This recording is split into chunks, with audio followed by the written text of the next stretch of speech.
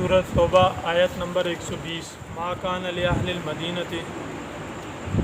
سورہ توبہ میں غزوہ تبوک سے متعلق اللہ رب العزت نے بڑی تفصیل کے ساتھ بیان فرمایا اور جگہ جگہ پر منافقین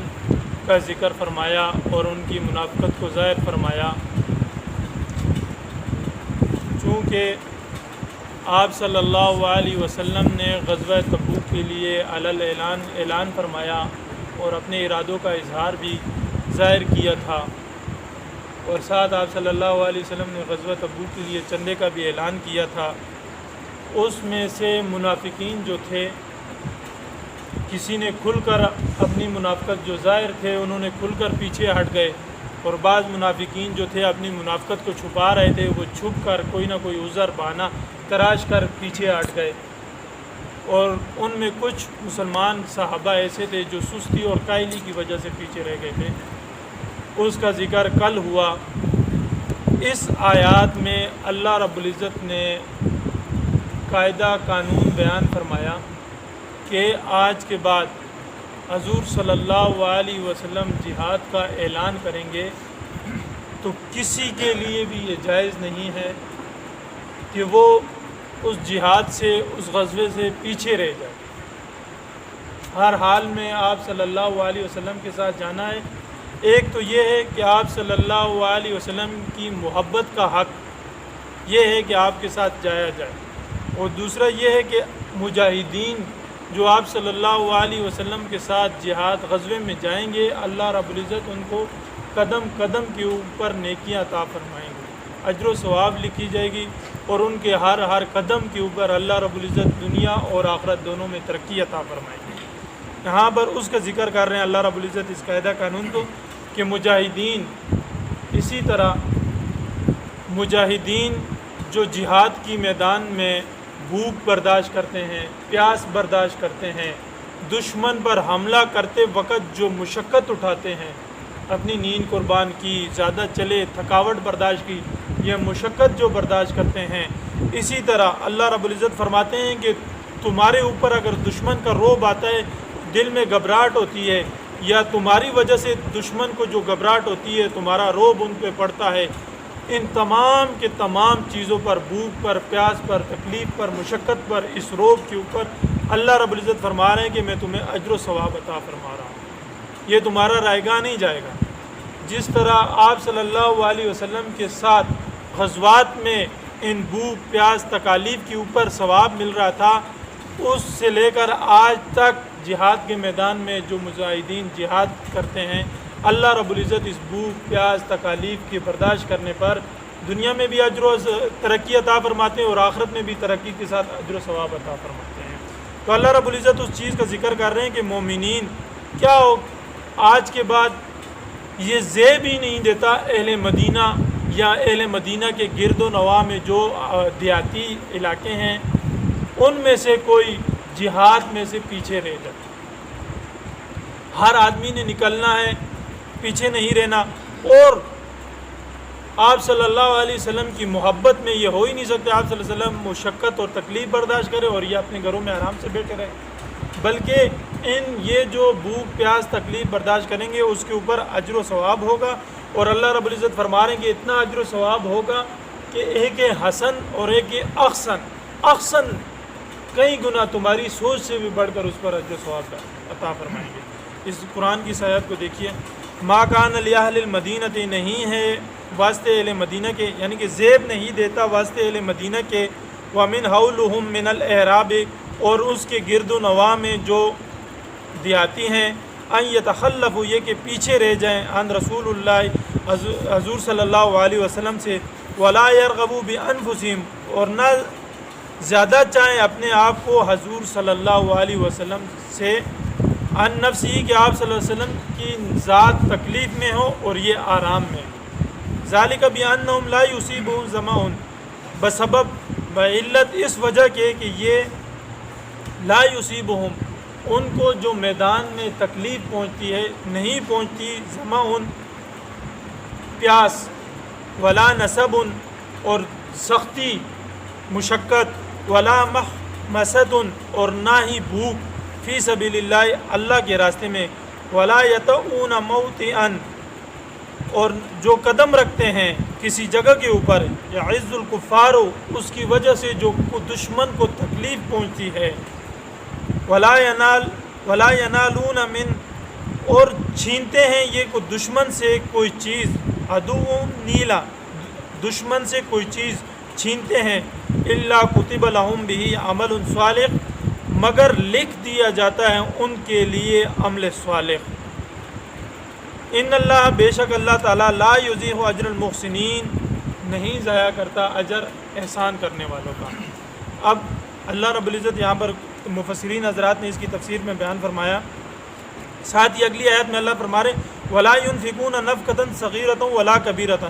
اور جو جہاد میں مسلمان خرچ کرتے ہیں چاہے وہ تھوڑا سا نفقہ ہو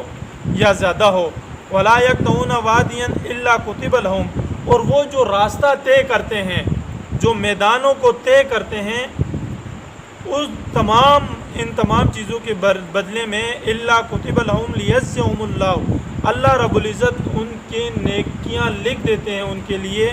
نیک اعمال، لیجزیہم اللہ احسن اللہ رب العزت اس کا جزا دیں گے احسن انداز میں، ما کانوا یعملون وہ جو عمل کرتے ہیں۔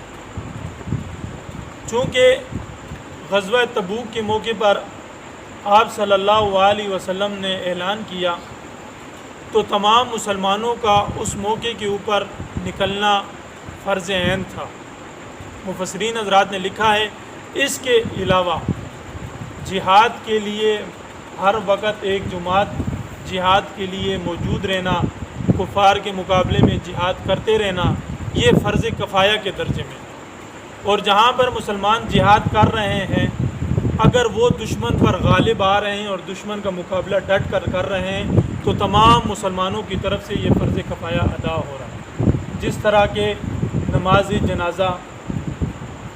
میت کو غسل دینا، اس کو کفن دینا، اس کا نماز جنازہ پڑھنا، مساجد کا تعمیر کرنا، مساجد کی نگرانی کرنا، تعمیرات کی،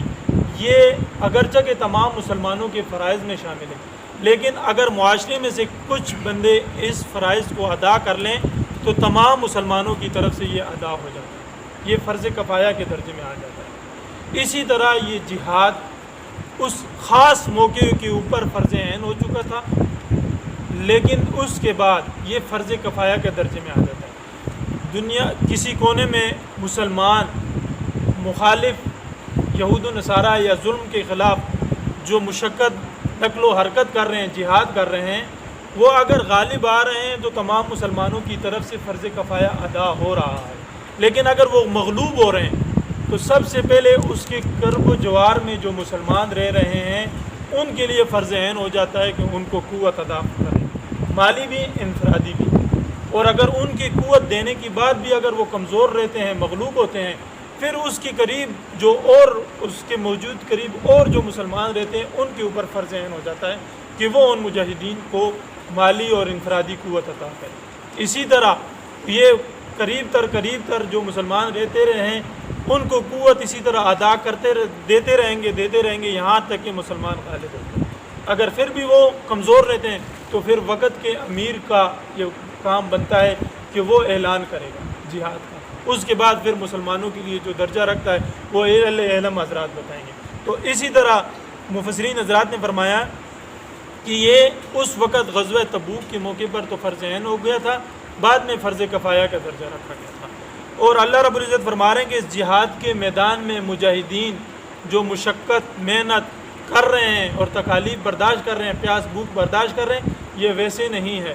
اس کا میرے پاس ان کی سوچ سے بھی زیادہ احسن انداز میں بدلہ موجود ہیں، اور اس کے اثرات دنیا میں بھی ہوں گے اور آخرت میں بھی ان کو نظر آئیں گے۔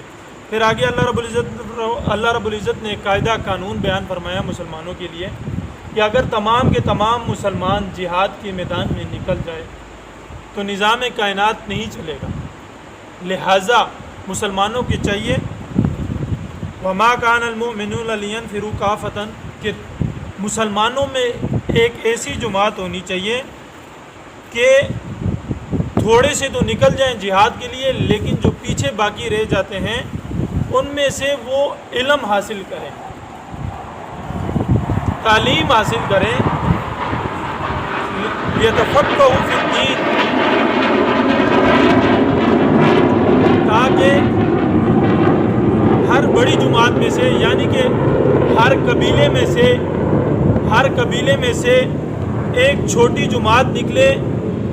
علم حاصل کرے اور واپس آ کر وہ باقی جو معاشرے میں رہنے والے انسان ہیں سب کو تبلیغ کرے۔ اس طرح لیتفقہوا، تاکہ وہ دین کے اندر سمجھ حاصل کرے، ولینذر قومہم، اور واپس آ کر اپنی قوم کو اللہ کی نافرمانیوں سے ڈرائے، اذا رجعوا الیہم لعلہم یحذرون، اور جو جہاد کرنے والے واپس لوٹ کر آئیں اپنے قبیلے کی طرف تو ان کو بھی اللہ کی نافرمانیوں سے ڈرائے تاکہ وہ اللہ کی نافرمانیوں سے بچ سکیں۔ یہاں پر مفسرین حضرات نے اس کی تفسیر میں بیان فرمایا ہے کہ مومنین کی ایک جماعت، جس طرح جہاد فرض کفایہ ہے، کچھ لوگوں کی کرنے سے باقی مسلمانوں کا فرض ادا ہو جاتا ہے، اسی طرح مسلمانوں کے لیے چاہیے کہ علم حاصل کرنے کے لیے اپنے بچوں کو اپنے معاشرے میں سے، اپنے شہر میں سے ایک نہ ایک اہل علم حضرات ایسا ہونا چاہیے جو دین کے معاملات کی سمجھ رکھتا ہو اور فتویٰ دے سکتا ہو اور لوگوں کی دین کے بارے میں رہنمائی کر سکتا ہو۔ اگر شہر میں ایک عالم مفتی اس طرح موجود ہے تو یہ تمام علاقے کی طرف سے فرض کفایہ ہے، حق ادا ہوگی۔ اگر نہیں ہے تو سارا علاقہ اس کے اوپر گنہگار ہوگا، اور ان کو لیے چاہیے کہ اس علم حاصل کرنے کے لیے کسی نے، اسی طرح احادیث میں علم حاصل کرنے کی، آپ صلی اللہ علیہ وسلم کی احادیث میں بے تحاشا فضائل آئے ہیں، جس طرح کہ ہم سنتے رہتے ہیں کہ علم حاصل کرنے کے لیے جو نکلتا ہے تو زمین و آسمان کے اندر جتنے زیرو چیزیں ہیں تمام کے تمام اس کے لیے بخشش کی دعا کرتے ہیں، یہاں تک کہ سمندر کے اندر مچھلیاں بھی اس کے لیے بخشش کی دعا کرتی ہیں۔ اسی طرح آپ صلی اللہ علیہ وسلم کے پاس ایک معاملہ آیا، فرمایا کہ یا رسول اللہ، دو بھائی ہیں، ایک سارا دن روزہ رکھتا ہے، نافل ادا کرتا ہے اور ساری رات عبادت کرتا ہے، اور دوسرا بھائی صرف فرض نماز پڑھتا ہے اور لوگوں کو تعلیم سکھاتا ہے، افضل کون ہے؟ آپ صلی اللہ علیہ وسلم نے فرمایا کہ وہ علم تعلیم دینے والا، اس کی فضیلت عابد کے اوپر ایسی ہے جس طرح میری فضیلت تمہارے اوپر ہے۔ یعنی کہ علم کی اہمیت کو قرآن کی ان آیات نے اور واضح کر دیا حدیث کے ساتھ۔ علم حاصل کرنا حضور انبیاء علیہ السلام کی وراثت ہے۔ انبیاء علیہ السلام نہ سونا چھوڑتے ہیں نہ چاندی چھوڑتے ہیں، لیکن وہ اپنی وراثت میں علم چھوڑ کر جاتے ہیں۔ تو علم حاصل کرنا یہ فرض کفایہ کے درجے میں ہے، اس کو حاصل کرنا خوش نصیبوں کو یہ علم حاصل ہوتا ہے۔ تو یہاں پر مفسرین حضرات فرماتے ہیں کہ اللہ رب العزت نے فرمایا کہ من کل فرقۃ منہم طائفہ، کہ ہر بڑے قبیلے میں سے ایک جماعت ایسی ہو لیتفقہوا فی الدین، کہ وہ دین کی سمجھ حاصل کرے۔ اللہ رب العزت نے یعلمون تعلمون کا ذکر نہیں کیا کہ وہ علم کو سیکھ لیں، علم کو سمجھ لیں، نہیں، بلکہ اس کی سمجھ حاصل کرے۔ علم کو حاصل نہیں کرنا بلکہ اس کے اوپر سوجھ بوجھ حاصل کرنی ہے۔ علم تو شیطان کے پاس بھی تھا، علم تو یہود و نصارہ کے علماء کے پاس بھی تھا، لیکن سمجھ بوجھ وہ ہے جو دل میں بیٹھ جائے، اللہ کا ڈر تقوی دل میں آ جائے، ایسی سمجھ بوجھ حاصل کرے۔ جب علم پر سمجھ بوجھ حاصل ہو جاتی ہے تو پھر اللہ رب العزت نے فرمایا لینذروا قومہم، اس علم کے ذریعے قوم کو ڈرائے، قوم کو غلط کاموں سے روکے، اچھائی کاموں کی طرف امر بالمعروف والنہی عن المنکر کرے۔ وَإِذَا رَجَعُوا إِلَيْهِمْ لَعَلَّهُمْ يَحْذَرُونَ، اور اس وقت تک لوگوں کو اس علم کے ذریعے اللہ کی نافرمانیوں سے ڈراتے رہیں یہاں تک کہ وہ ان نافرمانیوں سے بچ جائیں۔ گویا کہ جب تک ایک دفعہ سمجھا دینے سے معاملہ حل نہیں ہوا تو اس عالم کو چاہیے، اس مبلغ کو چاہیے کہ وہ بار بار ان کو تبلیغ کرتا رہے یہاں تک کہ وہ ان غلط کاموں سے رک جائے۔ تو اللہ رب یہاں مفسرین حضرات نے فرمایا کہ لیتفقہوا، ایک تو دین کی سمجھ حاصل کرے، ولینذروا، اور پھر قوم کو ڈرائے۔ ڈرانے کے لیے اخلاص شرط ہے، اور پھر آداب ہیں سمجھانے کے، آداب کے ساتھ محبت کے ساتھ اگلے کو سمجھایا جائے۔ اللہ رب العزت نے گویا کہ یہاں پر مبلغ کے لیے یہ آداب بتلائے ہیں کہ دین کے اوپر سمجھ حاصل کر کے محبت کے ساتھ آداب کے ساتھ اگلے کو سمجھائے۔ اگر وہ بے ادب طریقے سے سمجھائے گا تو اس سے انتشار پھیلے گا، محبت کے ساتھ طریقے کے ساتھ سمجھائے گا، اور ایک دفعہ سمجھانے سے نہیں، بار بار سمجھانا ہے، بار بار سمجھانا ہے. جس طرح تبلیغی حضرات ایک ہی آدمی کے ساتھ بار بار پاس جاتے ہیں اور اس کو تبلیغ کرتے ہیں، یہی اللہ رب العزت نے یہاں پر یہ طریقہ بتلایا ہے. لعلہم یحذرون، یہاں تک کہ وہ بچ جائیں اس گناہ سے، وہاں تک اس وقت تک سمجھانا ہے جب تک وہ اس گناہ سے باز نہیں آ جاتے. یہ بار اللہ رب العزت نے فرمایا. تو یہ علم حاصل کرنا یہ فرض کفایہ ہے. اگر کسی علاقے میں کوئی دین کی رہنمائی کرنے والا، فتویٰ دینے والا نہیں، تو اس علاقے کے اوپر فرض ہو جاتا ہے کہ کوئی ایسے افراد تیار کرے جو دین کی سمجھ حاصل کریں اور اس کے ذریعے لوگوں کی رہنمائی کریں. قرآن کی ترجمہ دیکھیے. ما کان لأہل المدینہ، نہیں زیب دیتا واسطے اہل مدینہ کے، ومن حولہم، اور ان کے گرد نواح، من الاعراب، جو دیہات ہیں، ان یتخلفوا، یہ کہ پیچھے رہ جائیں، عن رسول اللہ، حضور صلی اللہ علیہ وسلم سے، ولا یرغبوا بانفسہم، عن نفسی، اور نہ ہی وہ زیادہ عزیز رکھیں اپنی جانوں کو آپ صلی اللہ علیہ وسلم کی جان سے.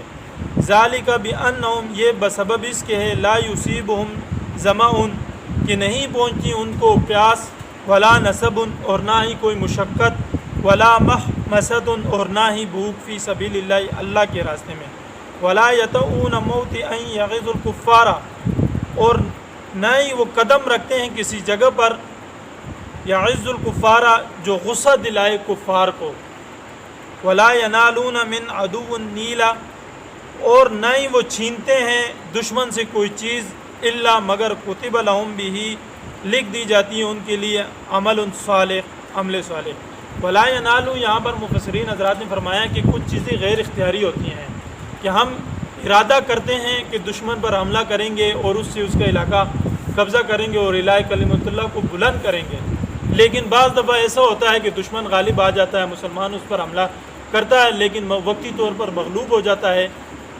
تو یہ وقتی طور کے اوپر مغلوب ہونا اور دشمن کی کسی چیز کو حاصل نہ کرنا، اس کی یہ جو محنت مشقت ہے، اللہ رب العزت فرما رہے کہ یہ بھی اس کی اجر و ثواب میں لکھی جائے گی، چاہے اس میں فتح ہو یا شکست ہو.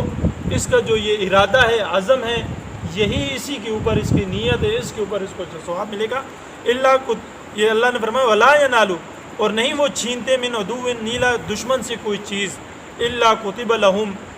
مگر لکھ دیا جاتا ہے ان کے لیے، عمل صالح، نیک عمل. ان اللہ، بے شک اللہ تعالیٰ، لا یضیع اجر المحسنین، نہیں ضائع کرتے اجر محسنین کا. ولا ينفقون نفقۃ، اور نہیں خرچ کرتے ہیں کوئی نفقہ، صغیرۃ، چھوٹا، ولا کبیرۃ، اور نہ ہی کو بڑا، ولا یقطعون، اور نہیں وہ طے کرتے، وادیاً، میدان کو، الا مگر کتب لہم، لکھ دی جاتی ہیں ان کے لیے نیکیاں، لیجزیہم اللہ احسن، اللہ رب العزت جزا دے گا ان کو، احسن ما کان یعملون، جو وہ عمل کرتے ہیں. وما کان المؤمنین، اور نہیں ہے واسطے مومنین کے، لینفروا کافۃ، یہ کہ نکلے سارے کے سارے، فلولا نفر من کل فرقۃ، پس کیوں نہیں نکلتے، من کل فرقۃ، ہر ایک قبیلے میں سے، منہم طائفہ، ایک جماعت، لیتفقہوا، تاکہ وہ سمجھ حاصل کریں، فی الدین، دین میں، ولینذروا قومہم، اور تاکہ ڈرائیں اپنی قوم کو، اذا رجعوا، جب وہ لوٹ آئے، الیہم، ان کی طرف، لعلہم یحذرون، تاکہ وہ گناہوں سے بچ سکے.